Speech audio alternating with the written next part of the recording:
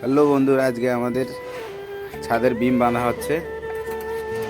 দেখেন বিম বাঁধা হচ্ছে। এখানে বিম বাঁধা কমপ্লিট হয়ে গেছে।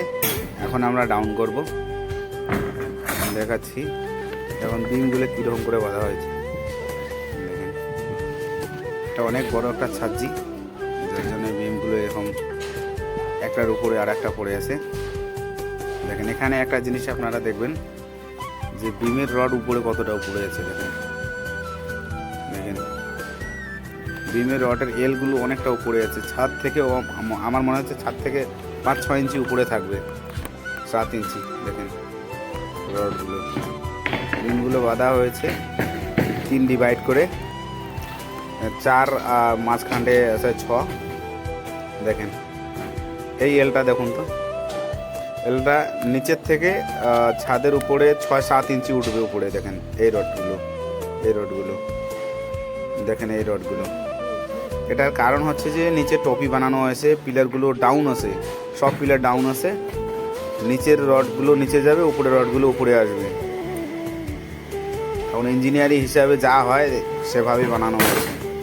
এটা হচ্ছে লটক ছাদজি, এটা একটা ছোট্ট ছাদজি আছে। দেখেন এখানে ডাউন করা হয়ে গেছে, কোথাও কোথাও ফেসে গেছে, ওগুলো খুলে দেওয়া হচ্ছে। দেখুন এই দেখুন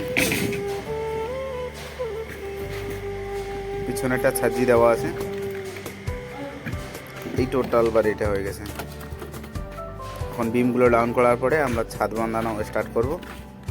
ছাদ বাঁধা স্টার্ট হলে ছাদের ভিডিও আপনারা দেখতে পারবেন। এগুলো দেখুন, এখানেও ওইরকম এল উপরে করা আছে এবং নিচে করা আছে লম্বা করে, যে পিলারের সাথে এলগুলো টাচ করার জন্য।